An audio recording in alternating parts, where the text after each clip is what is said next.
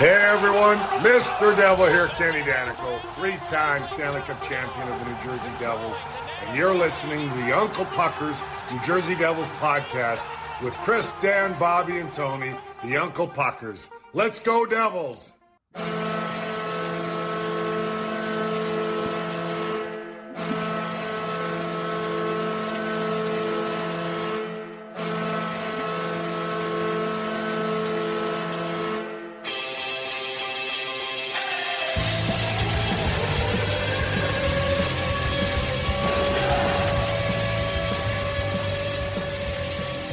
Welcome to the Uncle Puckers. It's Chris, Dan, and Bobby here tonight. Tony has the evening off, and this is our final show before the official start of the 23-24 New Jersey Devils season, so that's really freaking exciting. What's up, boys? Hey, how's it going?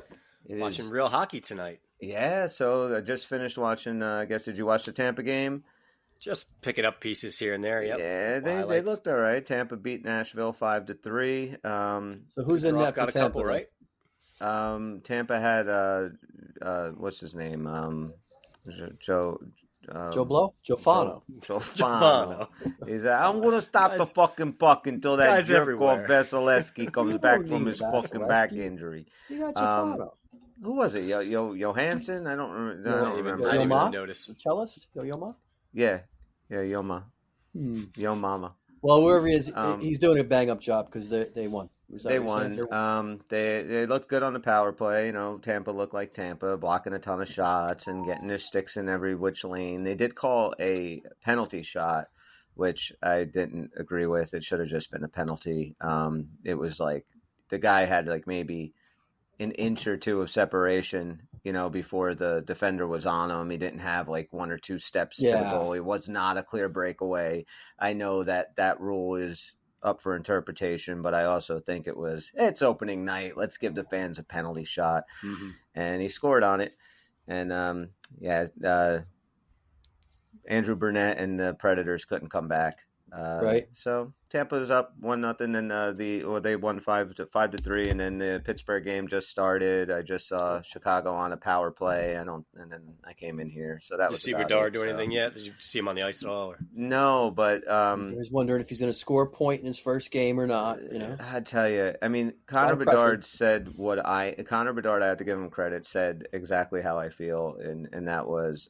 I would be really sick of hearing about me right now if I was a hockey fan. So I'm really sick of hearing about Connor Bedard. Absolutely. Well, there's one fact about Connor Bedard that's kind of interesting. What's that? Most jersey sales since June are his. The new shiny object, right? But anyone want to guess the number 2 jersey sold since June? Is Taylor Swift dating any hockey players this week? Not that I'm aware of. Okay. Then, if so, that would be the winner. I would think the way you said it, it's a Devil, and if it's a Devil, it's got to be Jack. That's right. Yeah. Jack's the number 2 selling jersey in the country since June. Wow, not bad. You know, considering he is still a Devil, so that's pretty awesome that Jack's up for the considerable Jack future. Hughes is like probably so well liked by the younger fans too, because he is young. He looks so young and youthful. He's still young, and I know like everybody loves Jack Hughes. He's great, you know. But I think like if you were a kid growing up, he'd be your guy. You know, I'd be like, no doubt. For sure. You know, he's like maybe like looking like an older brother. He doesn't look like some crazy old guy to a young kid. I didn't get to hear it. I was on and off like XM today on the NHL Network, and I don't know what show it was, what everyone was on later in the afternoon, but both Luke and Jack were on that show. I missed that. And, I wanted to catch that. You can catch it on demand. Yeah, I'm sure it'll be on tomorrow morning.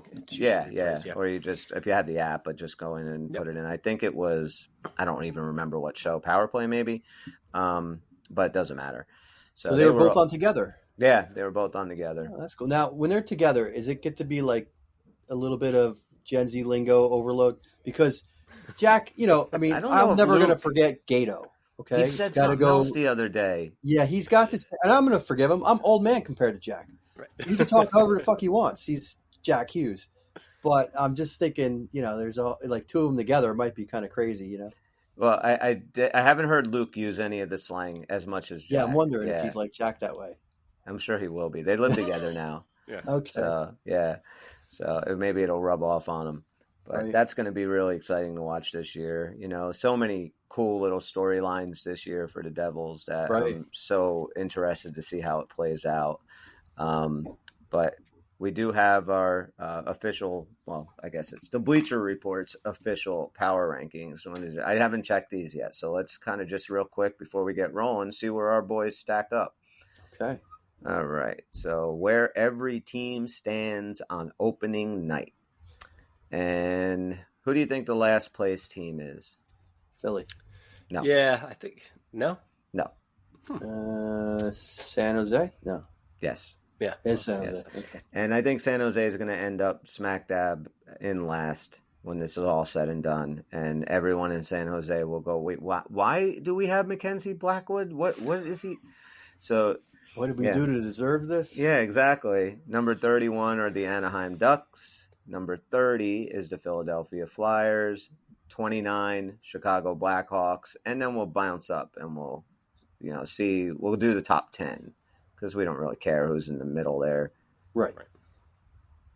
They have the Buffalo Sabres at number 16. That's kind of interesting. Yeah, they make them a playoff team that way. Yeah. Pittsburgh, what does it say about them? Let's see. The young, talented Buffalo Sabres opened the season with a key piece of their future locked down after 23-year-old defenseman Rasmus Dahlin signed an 8-year extension worth $11 million per year that'll kick in at the start of the 24-25 schedule and run through 2032. Number 15 is Pittsburgh. 14 is the Minnesota Wild. Florida Panthers. 12 is Tampa Bay Lightning. The Boston Bruins are right outside the top 10 at number 11. At number 10, they have Seattle Kraken, followed by the Los Angeles Kings. Number 8, the New York Rangers. Number 7, the Colorado Avalanche. Number 6, the Edmonton Oilers. A little low, right? Yeah, right. Yeah. Number 5, the Toronto Maple Leafs. That's a little low, too. 4, the Vegas Golden Showers. I don't think that's their name, Chris. That's not the name? Nope. 3 is the Dallas Stars. So we're New Jersey and Carolina is 1 and 2, right? Yeah. Which way, though? Number 2 is the New Jersey Devils. Okay. Can the New Jersey Devils duplicate the 19-4 run they went on to begin the 22-23 season? That'd go a long way toward proving a vault from 26th to 3rd overall was legit. There's a real battle for the number 1 goalie spot between Vanacek, who was 33-11-4 last season, and second-year man Akira Schmidt, who went 9-5-2 down the stretch and made 8 playoff starts. And the number 1 team, who everybody is picking to win the Cup, Carolina Hurricanes. And they say it's a welcome sight for Carolina Hurricane fans to see the return of 23-year-old forward Andrei Svechnikov, who didn't play after suffering a torn ACL in his right knee on March 11th. He's the team's second leading scorer with 112 goals and 264 points over the past 5 seasons, good for 13th in goals and 14th in points among all NHL right wingers. So yeah, that's it. We're number 2, according to Bleacher Report. Bleacher Report, on any one of their power rankings, and we did a lot of them last year, they love New Jersey. We were always up in the top 3 or 4. A couple of times we were 1 in the beginning of the year when we were on that 13-game win streak. But and I get how, on paper, you got to respect Carolina. They had such a good run last year, and they didn't have one of their top 2 scorers, so I get it. We'll see how the season plays out. Maybe with Svechnikov in, they don't have that team defense first mentality they needed to have in the playoffs to go as far as they did. Who knows? I also think a big part of it, I think there's a couple of things when it comes to both us and the Hurricanes. The first one is I think a lot of people do have in their mind that it's Carolina's turn, right? It's their turn to win the Eastern Conference and be there. They've been such a good team for so many years, and they haven't done it. They have a great coach in Brenda Moore. They have a great team defense. Absolutely. All that stuff. Huge. Their goaltending is maybe a little bit suspect, but we'll see about that. And then with Jersey, I think it kind of goes the opposite way. I do think there's a lot of people that's saying exactly what this said. Prove it. Mm-hmm. All right? You did it and last year, and you went and signed these guys and all this other stuff. Now go and prove it. Now, if you watch the team as much as we do, I don't think it's even a question of whether or not they're going to prove it. I'm not sitting here. At no point last year, especially after maybe January, did I think these guys are frauds, that they don't really deserve what they're getting. They were just battling every opponent, beating really good teams, and doing it in such a consistent level. You take December away, and they're definitely winning the Metro. They just had a little bit of a better December, where they kind of fell off a little bit. I don't expect that to happen this year. I mean, if this team stays healthy, they should be right there. I mean, they're going to be a really good team to watch, and they're going to be. And while Carolina, they get their second leading scorer back, true. Look at how much the Devils have improved. Now, I can't tell you every move Carolina's made in the offseason, but I don't think they've made this many moves to change the character of their team, to add what we've added in terms of grit, which was sorely needed, to add what we've added in terms of, franchise level players as well. I mean, they're getting a full year with Meyer, Toffoli, Luke Hughes. This is going to be a different team. And yeah, we had a couple of those guys in the playoffs, but the full year with it is going to be totally different. I mean, Carolina, they got Orlov. He was probably the best free agent defenseman that was out there this summer. And they signed Michael Bunting away from Toronto. He's a physical guy that can bang around. And, they have Svechnikov back. They have Aho. So, I mean, their biggest question mark with Carolina is, can they get clutch scoring when they need it? And, they did do some things to kind of make themselves better. So I feel like they have the same goaltending questions we do. Maybe slightly more answered with Anderson, but, not really. Yet to really do it. And they're running 3 goaltenders. Right. They have the kid, I forget his name, but, a lot of people say that he's whoever, I forget his name, but whatever it is, he's the best goalie out of the 3. And, he's going to probably be up and down, but they're definitely running with 3 goalies. There's a few teams doing that this year, which I think is it's getting a little more trendy, mind-boggling. Yeah. It's weird. And it makes you feel like goaltending is turning into relief pitching. The way they are going to come in for that one inning. They're playing less games. Exactly. And they're specialists, and they're kind of interchangeable. It's a matter about who's got the hot hand. The style is kind of all the same. Yeah. It's a different era of goaltending for sure. But it is going to be fun to watch to see who comes out of that Metro division. So we start off on Thursday against the Red Wings, who we played 3 times last year. We game 2, if you guys remember, that was I think Vitek Vanecek's first start, right? Because we had Blackwood in game 1 against the Flyers. Game 2 was Vanecek. We lost 5-2. Then we played them a week later, game 7. That was right when we started rolling on our 13-game win streak. We beat them 6-2. Then we won again on game 38. What? Yeah, the revenge game. It's kind of like the revenge game. Yeah. And then we spanked them in game 38, 5-1. So last season we were 2-1, 13 goals for, 8 goals against. All time, we are 118 games that we played regular season and playoffs against the Red Wings. We're 51, 55, and 11 overall.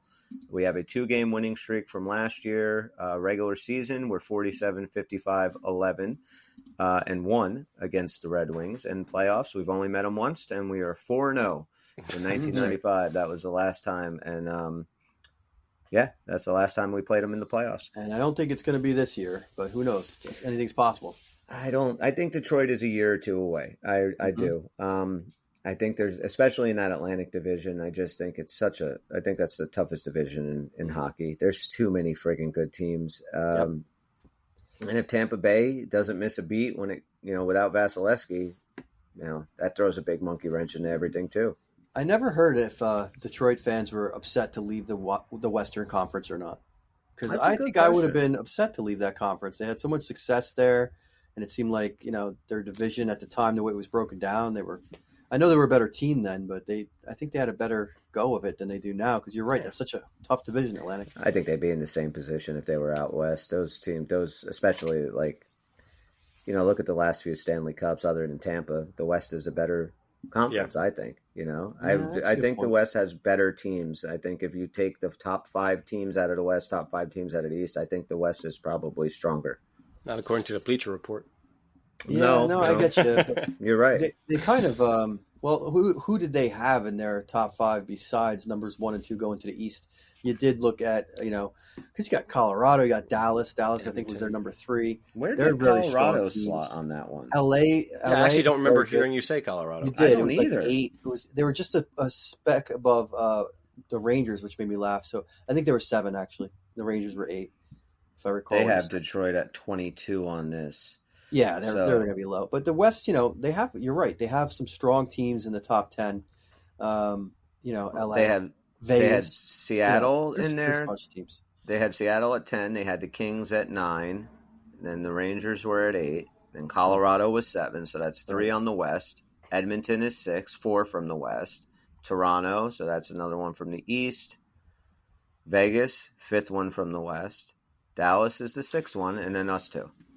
So 6 versus and 4. Yeah, that sounds about right. It's funny, Chris, your comment about the West being better. I remember being so proud of the fact that you go back to our glory days. Our 3 Stanley Cups, we were the only Eastern Conference team to punch through the West from 95 up through 2004 or even 5, right? I think it was all either us or the West. There was no other Eastern Conference team that won it.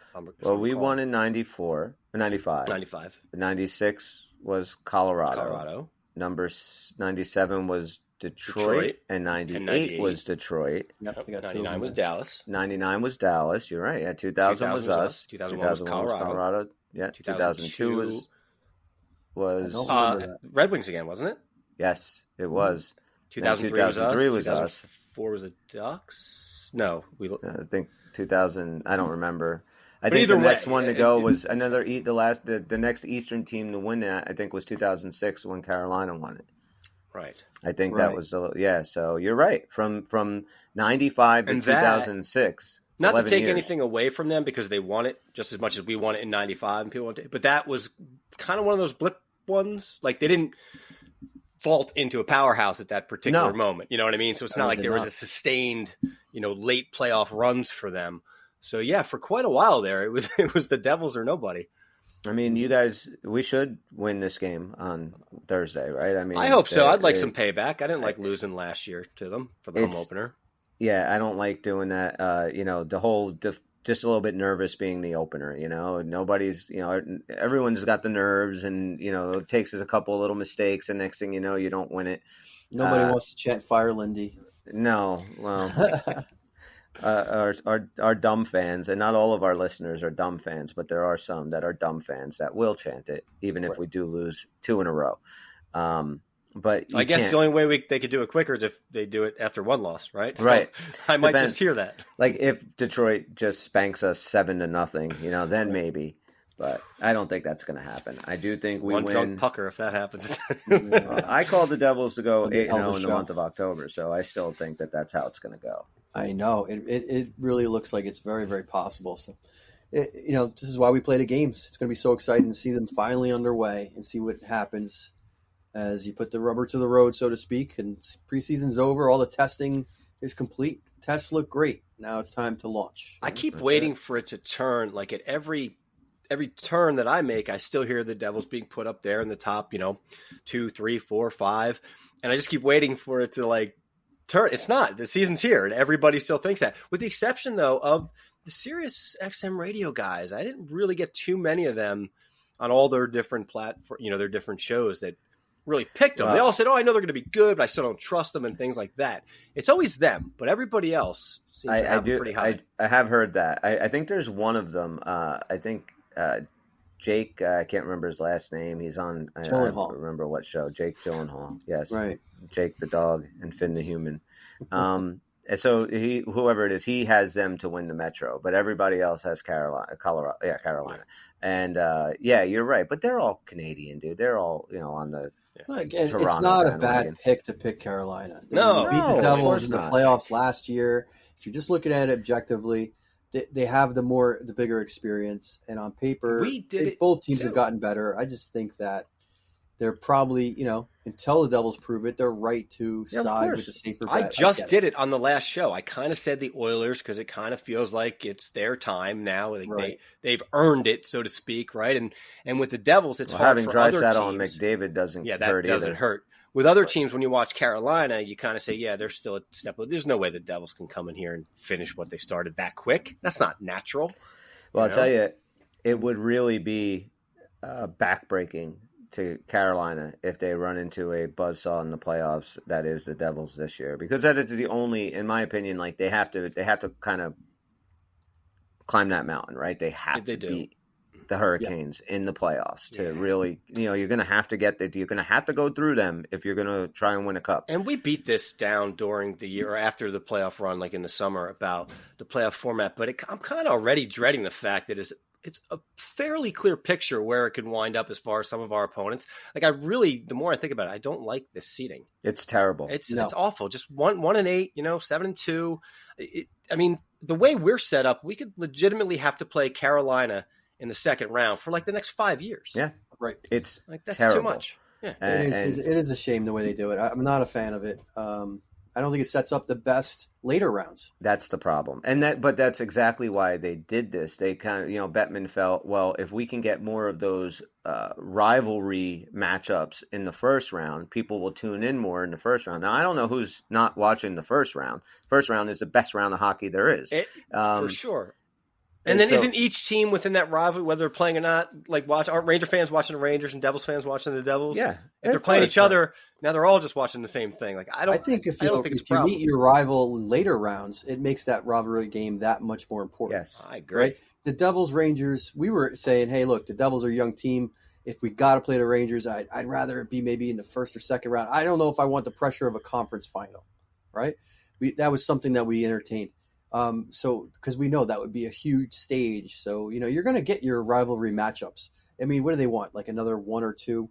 And by forcing it, like, it's just. I just like best team playing best team, the best two teams left standing. They play each other. And I think that anybody who gets a first place deserves to play the weaker team. That's the way sports should be. Hey, you got an 8th? All right. Now you got to beat number 1 to move on.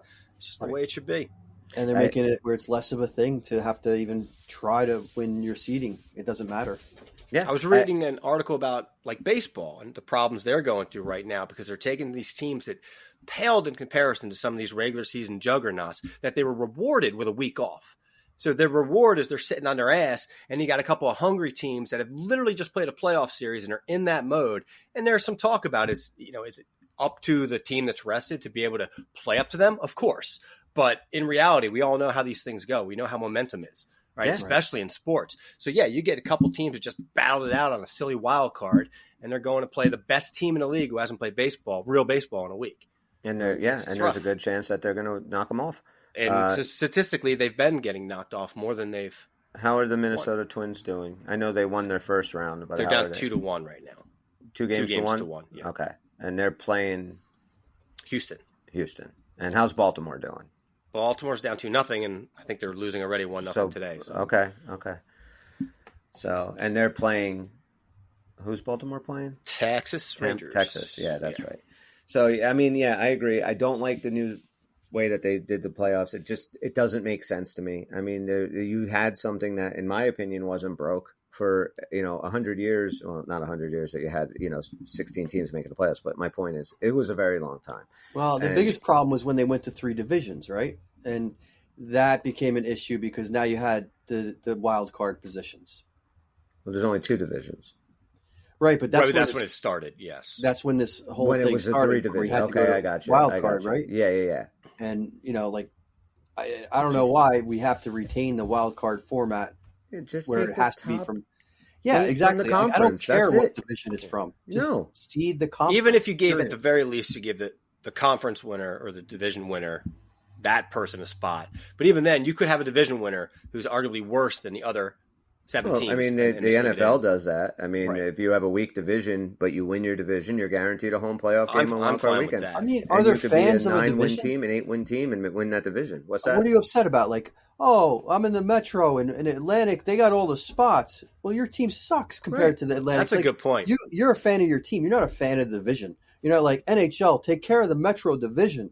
Do I have a Metro Division jersey? No, I could give a shit about that. You just want your team to do well. That's a great point. There's no point in seeding member or 2 of a division. Just make them all agree by conference. Do you guys remember there was it didn't even gain any traction. It might have been during one of the lockouts, but there was a quick discussion about going to a 1 through 16 format and foregoing the conferences even. I don't know about And that. I was wondering what you guys. I didn't like that at all. I like having an East and a West, I and don't you know meet if I at the end. seriously considered those implications. Number one, you got travel weirdness, That's right? the Right. only thing about that 1 through 16 that I don't like is the travel aspect of it. Then if you're going to have to go to, first round play, California, the Kings, whatever. right? Yeah. And you got to go out there. That sucks. But the thing I like about it, it could potentially make a New Jersey, New York Stanley Cup final. You Right. could legitimately have something as cool as that. But I think the travel thing fucks it up. I think that's enough to say no to it. Yeah, I think overall, I love the idea of no matter what you want to call it, there's an East and a West, left and a right, American and National. I just like ultimately one winner comes out of each. I might But- like it better than what we're doing now, let's say, but I don't think I like it better than just seeding by your conference. Personally, I don't know. I can't really tell you why. I don't like that. The top 3 in each division are guaranteed in. Nope. Why? If there's 6 teams in the Metro that have more points than everybody in the other than maybe 2 teams in the Atlantic, then only 2 teams in the Atlantic should get in, or vice versa. It's just how it should be. You shouldn't be sitting out because you don't have enough points, because you have more points than somebody else because they're automatically you're in a weaker division or a stronger division. I don't agree with that. Go back to 1 through 8. Right, and you know what? I'd be okay with them mixing around the divisions year to year to compensate for that. So in other words, let's say Metro Division has all the spots this year because we're going to seed by conference only. And Atlantic didn't get any for the sake of argument. It's not going to happen. But next year, they're going to break up the divisions. And now you are playing in a different division than you were last year because they moved it around to keep the divisions competitive. That would be superior to me than, what we're doing now. The one thing they are talking about that I am very much against is expansion already. They're already talking about, there's a group that put a bid in Atlanta again because I guess, that's where they're going. So it looks like for the 3rd time, the NHL is going to try hockey in Atlanta. And then you also have like Quebec is up there and they've talked about Salt Lake City. I've heard Houston. So, if you go and expand to 34 teams, that's way too much. All right, 32 teams I think is fine right now. But if, let's say, for instance, you expand to 34, the East gets 1, the West gets 1. You can't do the playoff seeding the way it is now. You have to go back to 1 through 8. You can't. You have 1 extra team. So it's just not fit. You have to go that way. So that's something they would have to consider if they were going to expand. But I don't think they should. I do like the idea of Quebec having a team, but really, do we need hockey in Houston or Salt Lake City? I mean, isn't there enough fledgling franchises to move? Why do we have to expand? Why can't we just move Phoenix to Salt Lake and call that Phoenix done? Is floundering. I mean, And I don't know who's going to, go to Quebec. There's got to be somebody else that's not doing so hot. I want to know what goes through people's heads to think, okay, now's the time it'll actually work again in Atlanta. Like what's changed that you think is it? I mean, because Atlanta is one of the most transient cities, right? People move there all over the place. Yeah, what's true. But makes you think that they're going to be the next hotbed? They might say that we got more hockey fans moving to Atlanta all the time because it is a city that's growing and it's getting a lot of influx from northern states. So maybe that's the logic. I don't know. Maybe because they saw it work in Vegas, where everyone was like, "There's no locals in Vegas. How's it going to work?" I don't know. It just seems like nothing's Vegas changed is a with the unique game of animal. hockey. Yeah, it is. I'm just tired of hearing Atlanta. The Thrashers. Did the Thrashers move because nobody showed up to watch them? And then, we know that that's the case. But did nobody show up because of where they were, or did nobody show up because the team sucked? Because you had 2 teams in Atlanta, they both moved to Canada. So if Quebec really wants another team, then they probably should want expansion in Atlanta, and then in about 7 or 8 years they'll move to Quebec. And I'll tell you. It is a lot about how the team is run, too. Even when you're a bad team, like there's a lot to say for marketing and promotion stuff. I mean, when Lou Lamoureau's run the show, he didn't like that kind of stuff, and it showed. Yeah. These guys who run the show now at the Rock, like it is a show. They're trying to put all sorts of different stuff in there. They've always tried to get fans, in the seats. So, yeah, maybe ownership wasn't doing that because it costs money. You got to spend money to do that kind of stuff. Maybe Atlanta just didn't want to do it. It just seems like enough's enough with that area. I think too, like they do a different job today. Look at what's happened with Vegas and Seattle. They do a different job with letting a new team into the league with the expansion draft, the way they're doing it So if I was like maybe part of the now defunct group who brought the Thrashers to Atlanta, I might say, well, give us another shot and let us draft like that, because you brought up a good point. The team never got off the ground. And if you can have an expansion draft that gets your team off the ground, up and running year one, that does make it a bigger, more attractive proposition. One thing from a business standpoint, you have to say the NHL has done right. They made it more possible to do expansion teams, at least to make that idea more attractive to these cities, Right. because now, hey, you get an NHL team, you're not going to wait 10 years to be good. You're going to be good right away. You're going to be able to get asses in the seats to see a good product from day one. At least that's what the recent track record. And but also again, how do 32 other owners feel about having to have their fucking roster poached again? Right. I know. It's like every fucking 3 years you're poaching our guys, and I don't know. And a lot of these teams went through it the other way, Right. where it sucked. You had to earn it, you had to build slowly, and those same teams just keep kind of giving away their talent. And it's not unlike, when you get older in a career. Like, to me, it's always like, you shut your mouth and climb the ladder. It is what it is. You get your little raises, you do whatever, and you don't expect people to kind of always climb right over you because, the new class comes in and wants X. But it's a little bit of old thinking, but, there's something to it. Yeah, I think that they should not be getting involved in expansion again. I think 34 is way too watered down. That's just... the other thing, like the NFL is the premier league in America, in North America, for all of sports. They are the premier. They're 32 teams. Like, we're going to go more than the NFL, really? Like, just kind of follow their I think lead. there was some kind of comment on that, too, how it not only would be the first American, sport to do it, but the first of any professional sport to do it. Like, it would be the thing that they can kind of hold over football. Like, you're not holding anything. I don't know if football. if that's a thing that you want to hold over football. I don't know. And it's kind of contrary to the whole what we were just talking about. The NHL wanted to promote rivalries being certain matchups. It's basically excluding other matchups. There's no rivalry with certain chemistry teams, and this is just watering it down that much more. Exactly. Look at it that way. Speaking of the NFL,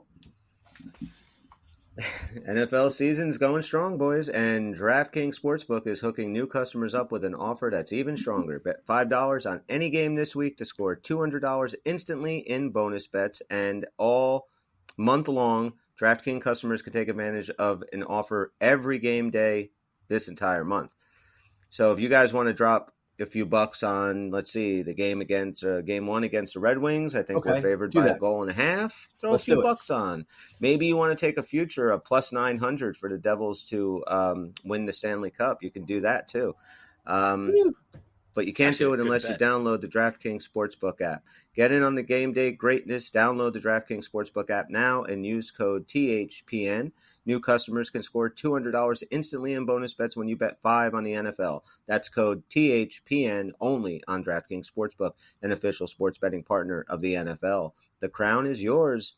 Gambling problem? Call 1-800-GAMBLER or visit www.1800gambler.net. In New York, call 877-8-HOPE-NY or text HOPE-NY. In Connecticut, help is available for problem gambling. Call 888-789-7777 or visit ccpg.org. Please play responsibly. On behalf of Boot Hill Casino and Resort, licensee partner Golden Nugget Lake, Charles, Louisiana. 21 plus, age varies by jurisdiction. Void in Ontario. Bonus bets expire 168 hours after issuance. Well, that's new. 168 hours after issuance. See sportsbook.draftkings.com/football terms for eligibility and deposit restrictions, terms, and responsible gaming resources. So get your bet in now on the Devils minus 1.5 goals against By the way, Red Wings. 168 hours is 7 days. It's a week. Yeah, that's what the old one used to say. 7 days I had after to just issuance. do the math to Why figure did this they out. write it out as that 168 hours? Well, next week I hope you do it in minutes. That'll be great. You can figure it out for me. Yeah. Guys, that'll be 13,000 minutes. So, okay, now that that's done, let's Bob, you have a roster, or anybody I do. have a roster? Let's get our final Devil roster down. Who made this team? So we got the usual suspects, right? We got Bratt, Hughes, and Toffoli. We got Meyer, Heischer, and Holtz. Palat, Halla, and Mercer. Nosek, McLeod, and Lazar. For defense, starters anyway, quote unquote, Siegenthaler, Hamilton, Ball, Marino, Hughes, and Smith. Schmidt and Vanacek in goal. And then the other three are Nathan Bastian, Colin Miller, which I expected. And this one surprised me, Chris Tierney. I didn't realize that we were going to be, keeping him around. When we were talking the other day about we might lose people because of all these things. We didn't want to lose Tyce Thompson. And now he did not, he cleared waivers. So I think he's down in Utica. And what about Foote? Yeah, I did not hear Foote. Foote is a reserve. Oh, okay. That's right. That's right. He's hurt. So somebody's going to have to move. Yeah. For him. So we still may yet lose one of these guys. But Tierney has always put up solid numbers for a fourth liner, throughout his career. So I guess, I like our depth. I'll tell you that, especially our bottom six depth. I really like. It's great depth. Of course, if you guys know, they're as of late have been playing Holtz back down in the third line. I was going to bring that up. On the second line. There's a lot. Social media is vastly divided on this. It's starting to get political with some of the anger people are showing towards each other on their opinion one way or the other. How would you describe this, Bobby? Do you think more people are upset that Holtz is getting the chances he is, or that he isn't getting the chances? Oh my God. It's so 50-50 from what I'm seeing. I really don't know. I think, most people are at the same argument. You're never going to know who you're getting from a first round pick if you don't give him top 6 minutes, and other people saying you got to earn top 6 minutes and go down to the third. And then people will retort on that saying you put him at third. You're going to waste him down there. He's not protected. It's everything we discussed, but it's social media. So people are just going head to head, all angrily. Yes. But as we know, this is kind of what the coach does. Right. So it's not an uber shock. It doesn't mean that he's not going to be going up and down from the third and second line throughout the game. That's what I don't understand. Oh, absolutely. With Lindy, unless he's playing like such shit that he's getting yanked off the team, he will be on every line with every combination. I'm surprised that people are at all surprised at this. That's what I'm surprised. You know what it is? We'll argue about which one was the best and why doesn't Lindy just stick with it. It was 3 to 4 games straight of giving Holtz that chance on that line. And if we go into opening day with that roster, I understand. I'm on the side, as you guys know, of give the guy the chance up there more often than not. I also mentioned a couple weeks back that, hot take, whatever, that I think Mercer could flirt with 40. But that's depending on where, in fact, Mercer's going to play most of the year. But I think you get a better idea of what you're going to get from Holtz on the second line. I don't think it's going to cost you that many games while you're figuring out exactly who he is. But are we officially calling the Hughes line the first line now? Is that what we're doing? I don't even know. Okay. I don't care. I don't think they matter. I would think so. But all right. So if we're gonna call the Easter line the second line, to me personally, I think he starts at on the wing with Hischier and Meyer. I do. I think Thursday night he will start there. But I also think that him and Mercer, they're going to be moving around constantly. Yep. I don't think I think that people are looking way too much into this. They're two totally different players. So game on the line, and you need something special. Mercer's moving up. You got to understand that. He's a gamer so far from what we know from Holtz. We're still learning what he can even do. So, of course, he's going to move up and down. I'm fine with either way. I want to just see Holtz stay on this team. That's what I want to see. I liked what he showed in preseason. I think the bottom line is now, if for whatever reason the coaching staff and Lindy have doubts now about Alex Holtz, and if things aren't going to play out very well in the first month or so of the season, I think at that point you have got to cut your losses and you got to try and get some draft capital back or something for him, because it's not like we need a player right now. But I just think that the potential of him is too great to have him still in fucking limbo here. So I'm okay with it. I don't see any problem with him playing on the third line. No. I don't buy the argument that his talent's wasted on the third line. No, it's not. If he's a good player, he will find a way to be productive and be part of the team on the third line or wherever they put him. And I'm sure he'd tell you the same thing. I think Imagine some if you people- put Jack Hughes on the fourth line. You think he's not going to be Jack Hughes? Right. Of course he is. A lot of wingers would be more than happy playing alongside Eric Holla and Andre Palat. These are two really good veterans that can show Either this way, guy a we lot. have a third line that a lot of teams would envy for Exactly. sure. But we do have some fans out there that are going as far as to say if he doesn't work and you're putting him on a third line, you've lessened his trade value. And I think that's just getting too many steps ahead. No. Like, that's silly. Plus, every team's got their own talent evaluators that watch these players far more than we do. We're watching a game. We're watching everything that's going on in the game. You got a guy in the stands whose eyes are on that one player every second of what they're doing. It's just a different level. I wouldn't worry too much about that. But aside from that, did you hear about the power play units today? No, I did No. not. Well, this do is we got? very interesting because, tell. as I guess Amanda Stein would say, Ugh. you can't distinguish 1 and 2 here. This is how it was set up. She means about her bathroom habits. If you can't figure out the difference there, a real problem. It's just this off-color It's liquidy always mess. liquid. Why does my pee smell like this? So I think that let's was see. at number 2. Not sure.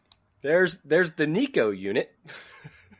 She likes Sorry, Amanda. and that is Meyer, Heischer, Holtz, Mercer, quarterback by Hamilton. Okay. Then there's the Jack unit, which is Toffoli, Jack, Bratt, Palat, quarterback by Luke. Okay. Yeah, what are you calling 1 or 2 there? Because that's No, pretty it's- sick. You're not. There is no 1 or 2. It is basically pick your poison when it comes to taking a penalty against this team right now, Now- because I think that Put penalty. the I think our unit out power that's play is most going to be rested. outstanding too. So 2 questions for you guys. yeah. Number 1, do you think that would actually stick if it's game 1 and we get our first power play? Do you think one of these 2 is sticking? And if so, typically speaking, your number 1 power play gets the bulk of, right, a minute plus, and then Yeah. the other guys come in. It always How would you depends do on that how if you got power Jack play- sitting there waiting to get on like the second one? So I don't think this is, in stone, but I think it's a ridiculous power play any way you put it out there. Pretty and, much. And then if you can, anytime you can get a 5-on-3, holy shit! Can you imagine what these guys can do 5-on-3? And I think they're penalty kill. I think they're gonna. I think the New Jersey Devils will lead the league in shorthanded goals this year. I believe it. But let's talk a little bit about just some quick stats and stuff, or not stats really, but picks. So, Okay. who leads the Devils in goals this year, boys? In goals. in I mean, goals. it's never stupid to say Jack. He could have those goals, but there are other options. A you lot know, of other options. Yeah, and I could see a year where Meyer, is scoring more goals than anyone on this team. I can also imagine a year where there's some people you're not really expecting. I mean, we talked about certain people just surprising us and exploding, like Mercer. Yeah. I mean, that's not a crazy thing to say that Mercer could. Toffoli, he's been fantastic in the preseason. He's got a great placement where he is, and anybody in those top 2 lines really could steal the show when it comes to scoring. I don't know, but so looking at that, I have no problem declaring Hughes as a front runner, but I do think he's more of a shoo-in for assists, to be honest. Well, we're going to get to that next. So, who do you got for goals? I'm going to give it to him too. All right. So, Dan's going with Jack. Bob. On the goals, I'm living and dying with Holtz, baby. You heard it here first. No, I'm just kidding. Wow. Get out of here. I'm kidding. No. I'm in the same place you are, Dan. I feel like Jack's got more to give on the assist side, and therefore I could see somebody like Bratt really blowing up this year for sure. Yeah. But I just can't Good call. legitimately look at this, though, and say that Jack's going to score less than he did last year. I think his assists and his goals are going to go up. So I have to still give it to Jack. That just might be blind faith. I'm just seeing the trajectory of a kid that I haven't seen before. So I Only would love it because- if it was Bratt too, because that would be an insane amount of goals from him. Yeah. So you really can't go wrong And there with those I- picks. I'm going to go with Bratt. Just because I think playing with Jack, he's going to be set up. And if he can stay consistent, he can, sky's the limit. And I also don't want to pick Jack for every offensive category on of this course, team. I know it's So hard. I'm going to go with Bratt. Yeah, yours makes a little bit more sense because if I'm calling him for being the assist leader, which I am, and that's what you're working up to next, Well, he can't get the goals on those plays. Somebody is. Yeah. And Brat's a Well, great call. but that's exactly what he did last year, though. He did. I Yeah. know. So, You're right. So You're right. who do you have for assists? I mean, I got to do the All right, same. so then 'cause the he's next one silky is- with the assists. Is points. So Jack again. So you guys have Jack for goals, assists, and points. Yeah. Okay. Where are you going with that since you picked Brett? All right. For assists, I'm going with Jack. And for points overall, I'm going to go with Jack. I think Jack has 100 points. I also think there's a very good chance that we have more than one 100-point scorers on this team. I could agree. see Jesper Bratt doing it. I could see Timo Meyer doing it. I could see, I like your pick for Brat. It kind of shows a little more gumption than Dan and I are willing to put in this, I think, just because Brat, he didn't quite do as well as Jack last year, but yeah, he can certainly explode. Now- And he looks good. He does look good going yeah, he in, looks so really it's a good. great I hope he holds it. He maintains it.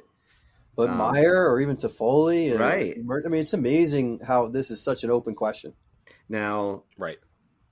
by the end of it all, before the playoffs start, all right, after 82 games are played, who is going to lead the Devils in wins, Vitek or Akira Schmid? My heart tells me it's going to be Schmid, that he's going to emerge as our clear number one.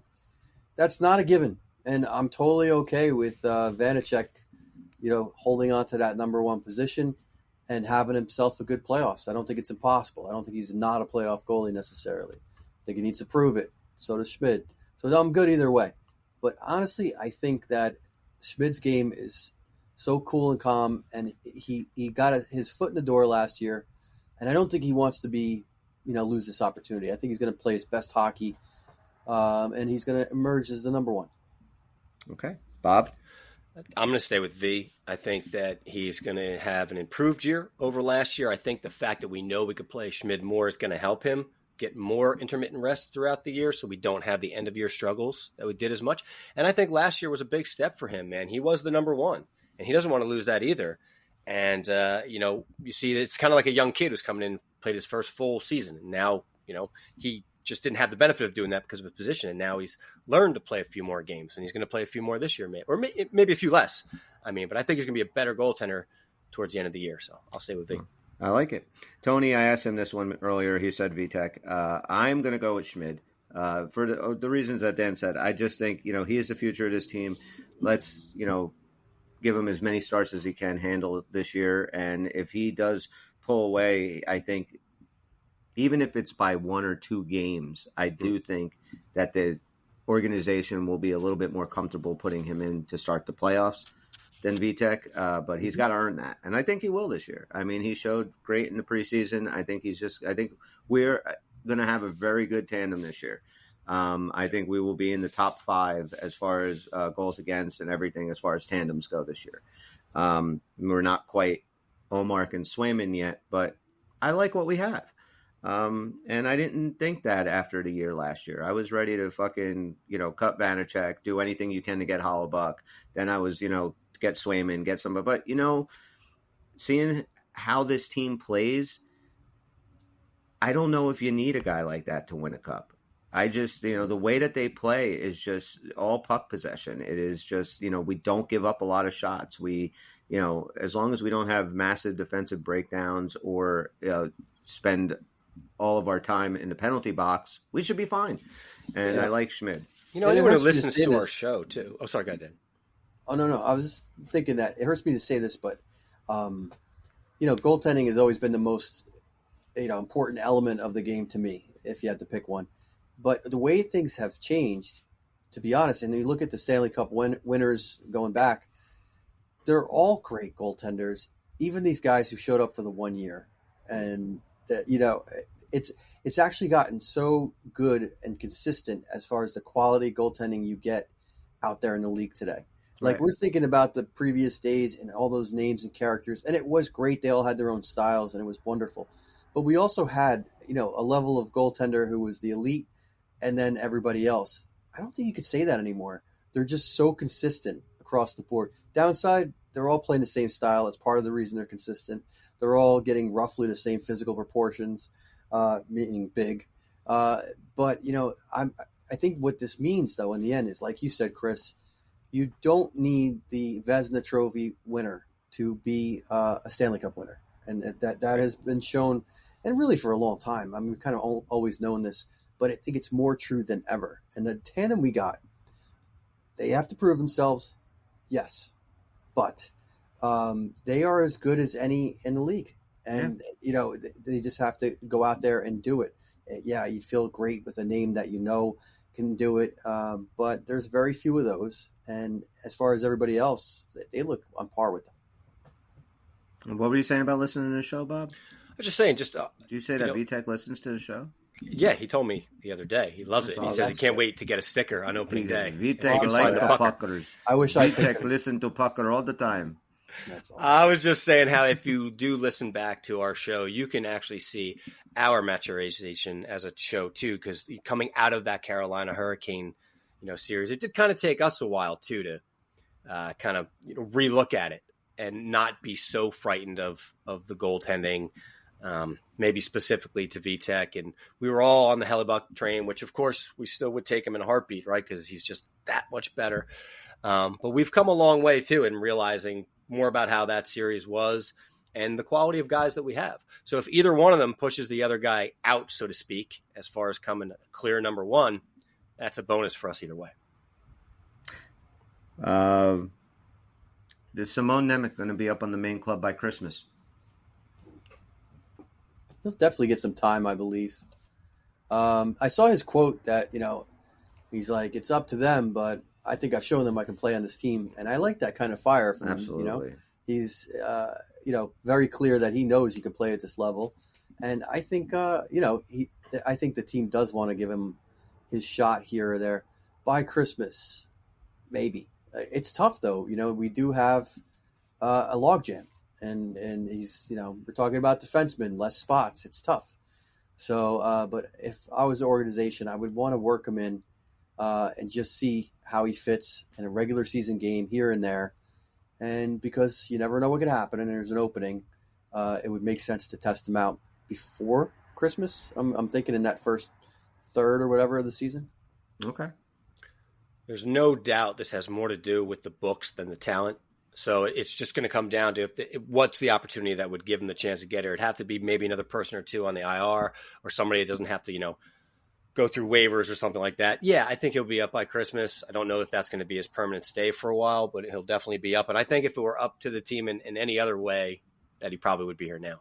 Yeah, I think so too. I think he would be on this team if they didn't go out and get Colin Miller, if they didn't, if Brendan Smith, maybe, I mean, he's a veteran. I understand why you like him. I'm not a giant fan of Brendan Smith. I think he makes way too many mistakes and it ends up in the penalty box way too much. I feel like he's our weakest link there. Yes, yeah, I agree. And I think, going out and getting Miller, I understand why you did it. You didn't know what you had with Simone Nemec yet and whether or not he was going to be ready this year. But I agree with what he said that, yeah, I think he has shown that he can play at this level. And make no mistake, if we're underperforming in any sense of what this organization thinks is underperforming, which I'm not even clear because the expectations are so high, maybe it's close to 500. I don't know by that late in the year, they won't hesitate to make a change like that. No. And I think having him seasoned a little bit longer is not a bad thing. You send him down there. He's playing the second best league in the world, and let's see how he does down there. He gets a little bit more seasoning, and maybe he'll be ready, hopefully by Christmas. All right, so a couple more questions before we wrap it up. First goal of the season, boys. Who's it going to be? Tony says it's going to be Jack. I'm asking you guys.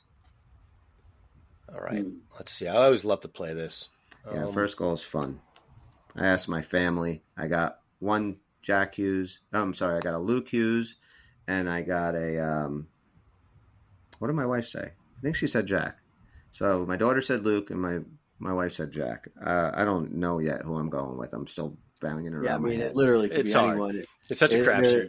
It is a crapshoot. You know what? Give me Meyer. I'm going to take him. Okay, Dan's taking Meyer for first goal. Now, Bobby, you do have a 1 year winning streak you have to try defend now. You did say Alex Holtz last year. I did say Alex Holtz, and I did not go on record as to say on the second unit power play, which is exactly where he got that goal.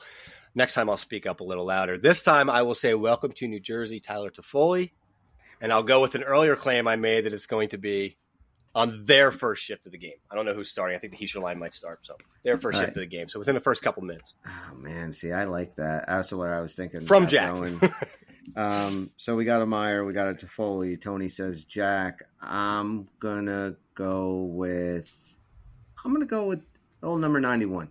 I'm taking Dawson. I'm gonna go. Not Dawson a bad pick in the Mercer. bunch. First goal, and then the final question against the Red Wings. What's the final? I'm ready. I'll wait for Dan. The finals for, say again? Final score for the Final Red score. Wings game. Okay, Yeah, I'm sorry. I should have been My clearer. bad. The final score of this game. I'd love a shutout. Wouldn't that be great? Sure. I'll take a 4-0 shutout. All Why, right. why go, weak here at this point? I like it. I think we can do it. It's doable. It's a great number to start off the season. Are we all in agreement that VTech is going to be playing this game on Thursday and I believe Schmidt will so. be in Friday, right? So okay, so we don't have to really ask that. So okay, what do you got, Bob? Final score. 5-1 rings a nice bell to me. I want to cheer a lot. I want to come home with a sore throat the next day, and I want to beat them down a Well, little John bit. will be really happy if you come home with a sore throat. I'll tell you that. Mm-hmm. I'm gonna go. I was gonna say 5-2, but now that you and so we got a 4, we got a 5. I'm gonna one up y'all. I'm gonna go 6-2. 6-2 Devils win. We all have a Four four-goal goal spread. differentials. Yeah. In an impressive game 1, Devils will be off and rolling for the month of October. It's All right, funny we got because a I was going prediction. to ask, is there anybody that would surprise you if they scored? But no, not really. Brendan Smith. Brendan Smith, That would okay. surprise me. That He's would. the only Devil on the roster that played for them last year that has not scored a goal. Right. I mean, so anybody else on the fourth line? No, not surprising at all. No, I'm Curtis still- Lazar gets the first goal. Not McLeod. surprising. I still don't know if Smith's getting in the Wow. first game. I Yeah, still no, feel like it's going to be Miller. I do too. I think it'll be Miller. Another time. And I'm really excited to see Luke and how this power play looks. That's probably the most the thing I'm really looking forward to the most is checking out Luke Hughes' quarterbacking of whatever power play Amanda Stein wants to fucking call it. Do you know how many So- teams want like one killer quarterback? Yeah, I'm going to have two. Minnesota Vikings want one. I'll tell you that. Wrong sport, dude. Oh yeah, I forgot. But the way we're tanking this year, it looks like we're finally going to get one. We might actually be in a position. I never thought What that happened I would. yesterday or Sunday with your game? Because I We saw, I lost. looked up at one point and We it was lost. it looked good for a little bit, right? They played well. I mean, well, I shouldn't say that. They mismanaged the fucking clock. They took stupid penalties. The turnovers were still an issue. And when the time came to actually tie the game up with no time, Cousins threw a pass to Alex Madison that was a clear route to the end zone to tie the game. He dropped it. So we're making a lot of mistakes. We're, in general, just not a very good team right now. And I'm okay with that because our best player's hurt. He's on the IR. He'll be out for the next 4 weeks. We have never, since they drafted Fran Tarkenton in the 1960s, have never had a franchise quarterback that we drafted and we groomed and we stayed with for 10, 11 years. And now we have an offensive-minded coach. Kirk Cousins is on his last year of his contract. He's going to walk after this year, and we are bad enough where we might actually be able to pick in the What top. about Warren Moon? That was not a draft. No, he came over from Houston. Oh, okay. So if you go through like all of Minnesota's quarterbacks that are recognizable, they came from other places. We Yeah, poached I guess them. he might have had the longest run that I remember. No. I mean, we had, Dante Culpepper, I should say. Oh, He yeah. was drafted by them, and he was a good Forgot player about for about 6 years or so. Randall Cunningham, Brett Favre, like all these guys came from other places, Yeah. even back in the like Jeff George and all the other shit. But hopefully they can keep on tanking and maybe get a chance to get Caleb Williams out of USC, who is apparently, this guy is Tom Brady, Patrick Mahomes, and Peyton Manning all rolled into one. Dear So Lord. Makes Connor Bedard look like shit. Connor who? Or Right. as Amanda Stein would say, look like my pee. That's right. He's like my second unit. in my Fuckers out. unit. All right. So, yeah, we're going to wrap it up. That was a nice little power play episode. We're actually maybe keeping it right around an hour. That's odd for us. if anybody is at the game on Thursday, look for a tall, bald guy with a bunch of stickers, Uncle Pucker stickers, and Bobby will be there. He'll be giving them out, and he will give us his takes from the game. We're going to come on and do a show right after the game, so you can catch that on Thursday night or Friday morning. It should be posted. We will also be up for a live stream if we can. Bob, are you wearing a certain color of jersey, a certain kind of jersey, a certain name? I have no names on my jersey, but I am wearing my new alternate white. Okay, look for there'll be a sticker. There'll be a sticker on the jersey. Yeah, a white devil jersey. He's got the I'm going to have it on me, so people will be like, "What's that?" I'll be like, "Oh, did you want one?" I like that. Yes. You should put a couple on your head too. I was thinking that, or you do like one on the eyes, one on the ears, one on the mouth. Got to get rid of them somehow. Look like putty painting his face. Exactly. So again, wherever you are listening to us, like, subscribe, a nice comment goes a long way to a positive review goes a long way in helping us promote the podcast. Kill us with kindness, or tell us how much we suck. We're fine with that too. I would love that. Yeah, that would be good. At least anything, right? Anything. We Bob usually has to pay a dominatrix for that kind of humiliation. No, I'm just saying, like, just for somebody to write in and tell us how bad we are. I'd love to address that. Like, right He on the also would show. like it if you step on his nuts with stilettos. He loves that. I love that. Look for that guy at the game. No sticker for you. The guy with the nipple clamps on underneath his devil jersey. He comes in Well, there now looking I'll know if people are dodgeball. listening to the show. When I go to give him a sticker, like, you're the nipple clamp guy. He'll be wearing that daddy choker Yeah, like I am. Vince Vaughn and He's got his devil jersey Dodgeball. over his gimp suit as he walks around downtown Newark. Bob, we got to get you a GIMP mask. Everybody will see. They'll see you from across the stadium if you're wearing a Yes. GIMP mask. They will. Bring out the GIMP. All right, we're going to send you a gimp mask by Thursday. And on that note, for Bobby Dan, I'm Chris. We're the Uncle Puckers. We'll see you on Thursday, guys. See you when we see you. Do we have an outro? Yes, Ooh, nice. there it is. Well, happy day. The preseason is over. Thank God. I'll go back and watch my Connor Bedard game. It's over, Johnny. It's over!